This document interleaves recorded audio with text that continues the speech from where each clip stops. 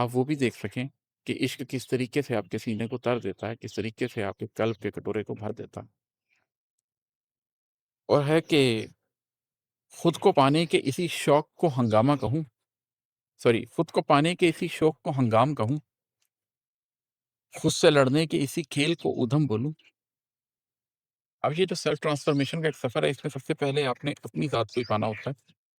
तो खुद को पाने का ये जो शौक है, इसके अंदर एक हंगाम होता है।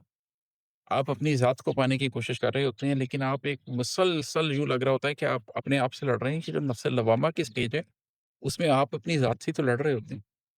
तो अपने ज़ात से लड़कर अपने आप को पाने की जो कोशिश होती है, वो एक हंगाम होती है, वो एक हंगामा होता है, उसके अंदर एक तलातुम होता है, एक झगड़ा होता है।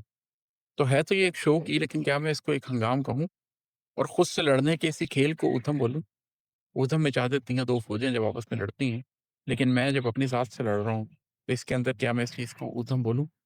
तो ये आपकी सोच पर मुनहसर है कि आप खुद को पाने की इस ख्वाहिश को शौक समझते हैं और आप इसको एन्जॉय करते हैं, या आप इसको एक हंगाम समझते हैं और ये आपके ऊपर भारी हो जाता है। आप खुद से लड़ने की इस चीज़ को एक खेल समझते हैं और जान की बाजी लगा देते हैं, या आप इसको एक ऊधम समझते हैं। ये स्टेजेज़ आपकी ज़ात पे आती हैं। होता यही है कि किसी स्टेज पर आपको ये शौक लगता है, किसी पे हंगाम लगता है, किसी पे खेल लगता है, किसी पे ऊधम लगता है।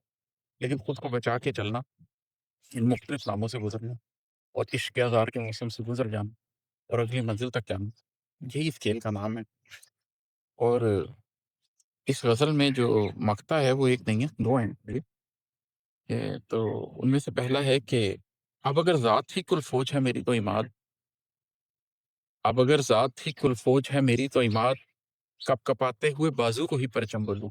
फ़ौजें निकलती थी किसी ज़माने में, तो उसमें किसी एक काबिल शख़्स के हाथ में परचम थमा दिया जाता। वो परचम को ऊँचा रखता था, फ़ौज का हौसला बुलंद रहता था। अगर किसी जगह पर ये होता था कि वो शख़्स शहीद हो जाता था, या शदीद ज़ख्मी हो जाता था और वो परचम गिरने लगता था, तो उस परचम को कोई और थाम लेता था।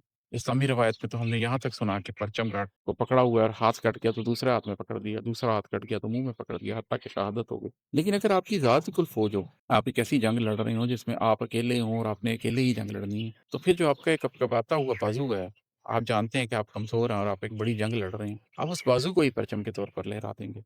एक हारता हुआ शख़्स, हारते हुए जो आखिर में अपना बाजू लहराता है, वो भी एक परचम होता है। अगर आप में से किसी शख़्स ने याहिया संवार साहब की शहादत की वीडियो देखी हो, तो आप देख सकते हैं कि आखिरी जो उनकी वीडियो ड्रोन से आई है, उसके अंदर वो मुकम्मल तौर पर ज़ख्मी होकर एक सोफ़े पे बैठे हुए हैं।